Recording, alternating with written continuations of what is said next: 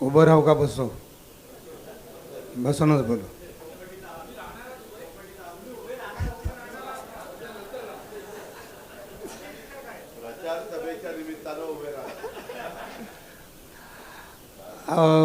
व्यासपीठावरील सगळे मान्यवर, अजून मी नेता झालेलो नाही, पुढारी झालेलो नाही, मला सगळं प्रोटोकॉलप्रमाणे एवढं बोलता येत नाही. सिनेमामध्ये मी खूप नेत्यांच्या, गृहमंत्र्यांच्या, मंत्र्यांच्या अशा भूमिका केल्यात, विलनच्या भूमिका केल्यात. आता वाईट माणसाने राजकारणात यायचंच नाही असं तर काही बंधन नाही ना, सगळ्या चांगल्याच माणसाने यायचं असं का नाही. मुद्दा असा वाटला मला की मी राजकारणात कधी येईन असं मला वाटलंच नव्हतं, सगळ्यांनाच हा शॉक असेल. पण बऱ्याच गोष्टी करताना गेले 10 वर्ष मी काम करतो आहे आणि त्याची सुरुवात माझ्या आईच्यामुळं झाली होती. आणि मी ठरवलं होतं की आईच्या वजना एवढ्या बिया महाराष्ट्रात लावेन आणि जिथे जिथे मोकळ्या जागा असतील तिथं काम सगळं चांगलं करेन आणि पर्यावरणाचं काम अर्थात माझ्या आनंदाचं काम म्हणून करेन. आणि हे करत असताना नेहमी माझा योग आला की काय प्रॉब्लेम झाला की मंत्रालयात समजा मी 25 वेळा गेलो असेल तर त्यातले 15 वेळा मी दादांनाच भेटलो आहे. आणि योगायोगानं भेटल्यानंतर माझा जो अनुभव आहे तो सरळ एक घाव दोन तुकडे, त्याच्यात काय बदल नाही, डिसिजन एकदम पटाक करून होऊन जातो आणि मला त्याचा फायदा होत गेला. बऱ्याच वेळेला फॉरेस्ट डिपार्टमेंटमध्ये फिरताना अख्खा महाराष्ट्र पालथा घातला मी. बेन साहेबांना आम्ही जवळजवळ 70-75 किलोमीटर एका 3 दिवसात चाललो होतो. तर फॉरेस्ट डिपार्टमेंटचे काय प्रॉब्लेम आहेत. जेव्हा 2016ला जेव्हा ह्यात सुरुवात झाली होती तेव्हा देशी झाडं परदेशी झाडं याच्यावरनं जेव्हा वाद झाला होता जेव्हा काय झालं तेव्हा मी दादांनाच भेटले. दादांना भेटणं म्हणजे पहाटे 6ला भेटा, नाही तर 8ला पुण्याला भेटत, नाही तर 7ला, अशा परिस्थितीत नेहमी भेटणं. पण नेहमी वेळेचं भान ठेवून आणि पटपट डिसिजन घेऊन कामं झाली, त्यामुळे त्याच्याबद्दल नेहमीच मला आदर वाटला. आणि अचानक ह्या 8 दिवसात ठरलं की राजकारणात इकडं घेतलं तर काय होईल.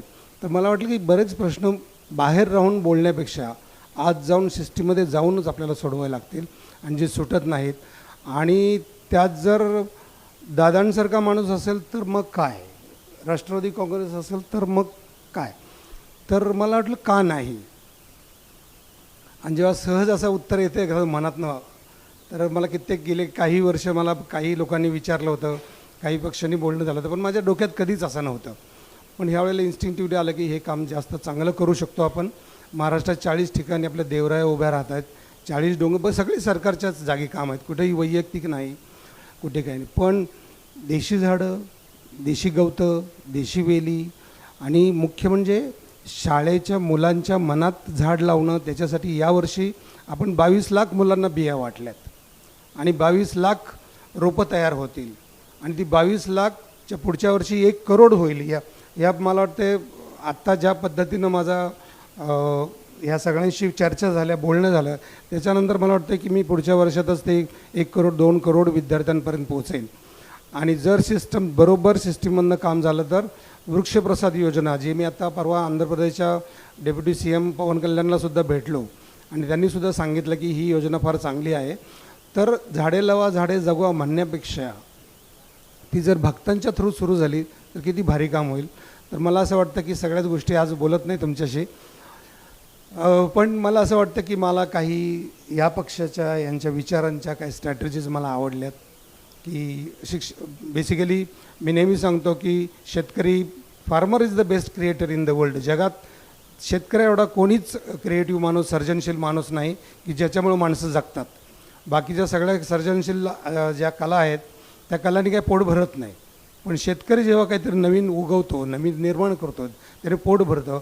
आणि त्या शेतकऱ्यांच्या योजनासाठी नेहमीच मला दादांशी आमची जेव्हा तटकरे साहेब जेव्हा चर्चा झाली तेव्हा असं वाटलं की हे चांगले डिसिजन आहेत, चांगले डिसिजन घेत आहेत. यावर्षीचा जो लाडकी बहीणचा जो डिसिजन आहे, आज आपल्याला वाटतं की आपल्याकडे पैसे आहेत, आपल्याला आपण काही करू शकतो, गाडीनं जाऊ शकतो, पण अगदी बारीक गावातल्या बारक्या हातातोंडावर पोट असतं त्या माणसांचा जेव्हा विचार करतो तेव्हा त्यांचं समाधान बघतो की ह्या योजनेतनं त्यांना कसा फायदा होतो आहे.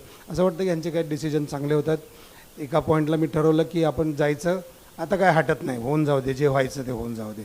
आता आपण सुरू करतो आहे, त्याप्रमाणे आपण ह्यात उतरतो आहे. आणि मला असं वाटतं की यांच्याकडून सगळ्यांकडून मी चांगले धडे घेईन, चांगलं अभ्यास करेन, विचार करेन. राष्ट्रवादी काँग्रेसनं दादा, तुम्ही सगळ्यांनी माझा आदरपूर्वक, मला तुमच्याबद्दल नेहमीच आदर आहे, पण मला हा सन्मान तुम्ही दिला, मला आनंद वाटला.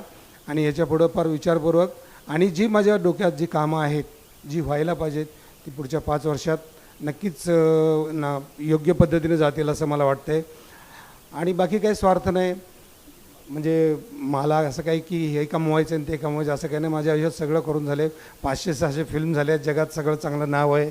आज जिथं जाईल तिथं आपल्याला आनंद, आपल्याकडे बघितल्यानंतर लोकांना आनंद होतो, याच्यापेक्षा अजून काय पाहिजे आयुष्यात. तर तो आनंद जगभर मला मिळत असतो.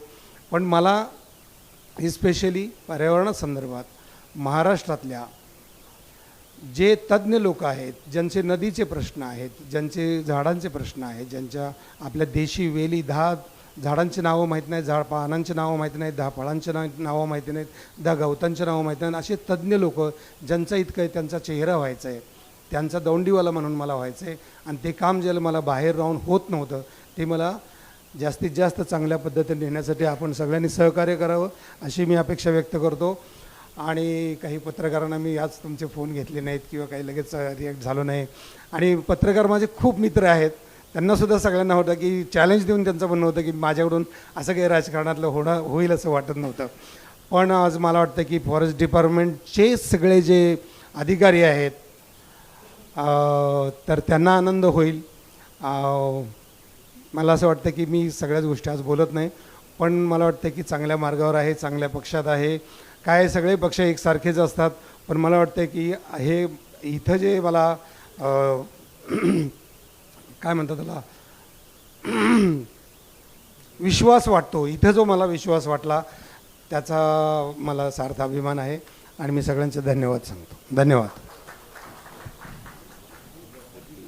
दादांना विनंती करतो की त्यांना गुच्छ देऊन